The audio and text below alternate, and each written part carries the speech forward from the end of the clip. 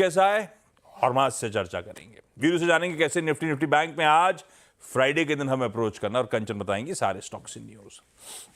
लाइए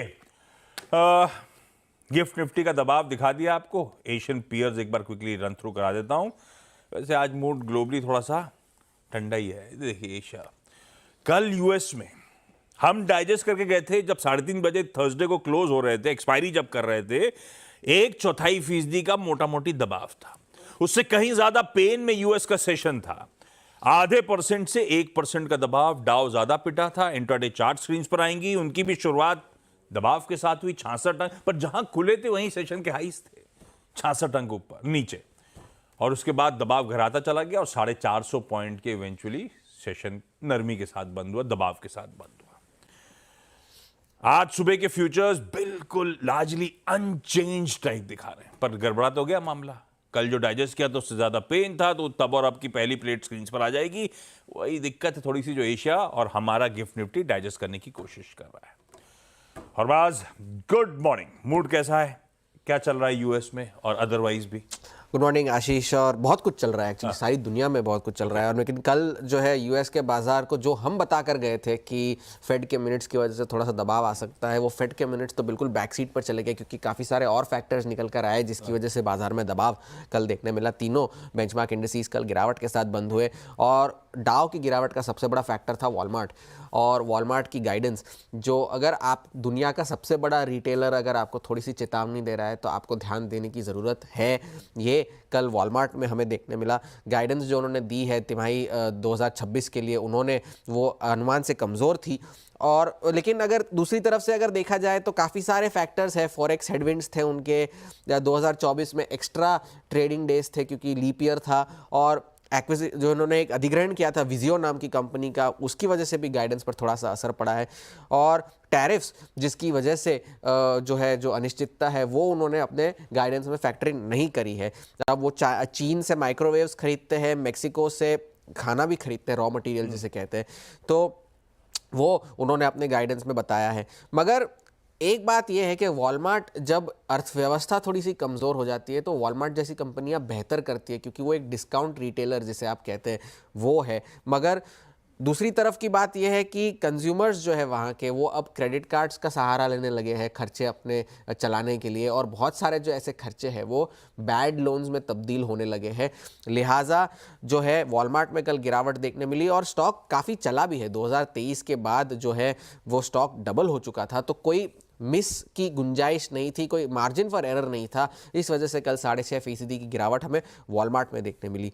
और ये ट्रंप का जो असर है वो काफ़ी सारी कंपनियों पर हमें देखने मिल रहा है, सिर्फ वॉलमार्ट ही नहीं, क्योंकि चिपोटले ने इस बात की चेतावनी दी है, क्योंकि मेक्सिको से वो काफ़ी सारा अपना सामान खरीदते हैं। जॉनसन एंड जॉनसन ने भी, जिसके सॉस आते हैं। हाँ, जिसके सॉस आते हैं, तो मैक्सिकन ग्रिल उनकी जो कंपनी है, हाँ, वो उन्होंने भी ये चेतावनी दी है। जॉनसन एंड जॉनसन ने भी कहा है कि अगर ये जो FDA के कट्स आए, जो रॉबर्ट कैनेडी बात कर रहे थे उनकी, उससे दवाइयों की जो मंजूरियां है उस पर थोड़ा सा स्लो डाउन आ सकता है। अमेरिकन एयरलाइंस ने खर्चों में बढ़ोतरी की बात करी है। तो काफ़ी सारी कंपनियों के इंपैक्ट्स हमें इस ट्रंप के टैरिफ्स की अनसर्टेनिटी की वजह से देखने मिल रहे हैं। अब आगे क्या, S&P 500 के लिए एनालिस्ट्स का अब ये कहना है कि 5950 या 6000 का जो स्तर है वो अब एक सपोर्ट लेवल है। अगर उसके नीचे बंद हो जाता है इंडेक्स तो जो है 200 DMA या कि 5600 या 5800 की रेंज में जाने की उसकी संभावना है। बाजार यूएस के करेक्शन टेरिटरी में फिर से जा सकते हैं। गोल्डमैन सैक्स ने चेतावनी दी है करेक्शन टेरिटरी में अगर ऊपर से आप 10% गिर जाए तो। और रिटेल और इंस्टीट्यूशनल बायर्स जो है वो रनिंग आउट ऑफ स्टीम हो रहे हैं, उनकी ताकत कम होती जा रही है, ये गोल्डमैन सैक्स ने चेतावनी दी है। ये तो रही बाजार की बात। अब कनाडा ने एक बड़ा एक्शन कर लिया जो ट्रंप के टैरिफ से बचने के लिए, जो ट्रंप ने भी कहा था कि भाई आप ये टेररिस्ट ऑर्गेनाइजेशंस घोषित कर दीजिए, फेंटेनिल की जो स्मगलिंग करते हैं। तो 7 ऐसे ऑर्गेनाइजेशन है, क्राइम कार्टल्स जिसे कहते हैं, उन्हें आतंकवादी संस्था घोषित कर दिया गया है कनाडा की तरफ से। तो ये तो बात हुई कनाडा की। फेड के जो अफसर है उनके भी बयान आ रहे हैं, और ज़्यादातर बयान एक ही बात कह रहे हैं कि इन्फ्लेशन में अब अपसाइड रिस्क ज़्यादा है, डाउनसाइड रिस्क कम है। तो ये दो अफसरों ने, फेड की गवर्नर एड्रियाना कुगलर और सेंट लुइस फेड के जो अध्यक्ष है अल्बर्टो मुसालिम, दोनों ने ये बयान दिया है। मगर अटलांटा फेड के जो अध्यक्ष है राफेल बॉस्टिक, वो अभी भी 2 बार कटौती की उम्मीद लगाए बैठे हैं इस साल, मगर उनका ये कहना है कि ये 2 कटेंगे या नहीं, इसकी अब अनिश्चितता थोड़ी सी बढ़ गई है। दूसरी तरफ जंग खत्म होने के आसार अब नजर आ रहे हैं। यूएस और रशिया के बीच में बातचीत शुरू हो गई है सऊदी अरब में कि यूक्रेन की इस जंग को खत्म कर दिया जाए, और डोनाल्ड ट्रंप ने भी ये कहा है कि वो जल्द ही व्लादिमीर पुतिन से मुलाकात भी करेंगे। कब करेंगे ये तो उन्होंने नहीं कहा, मगर जल्द करेंगे।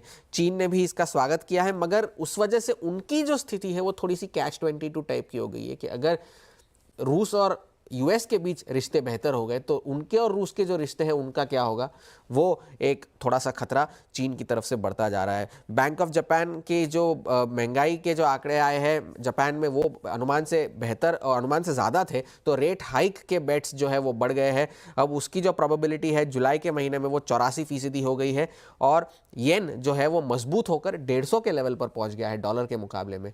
और आखिर में अलीबाबा की कल हम बात कर रहे थे तो नतीजे अच्छे थे अलीबाबा के। यूएस में जो उनके लिस्टेड शेयर्स है वो उन्होंने 8% की बढ़त हमें देखने मिली कल, और नवंबर 2021 के सबसे ऊंचे स्तरों पर अलीबाबा पहुंचा है।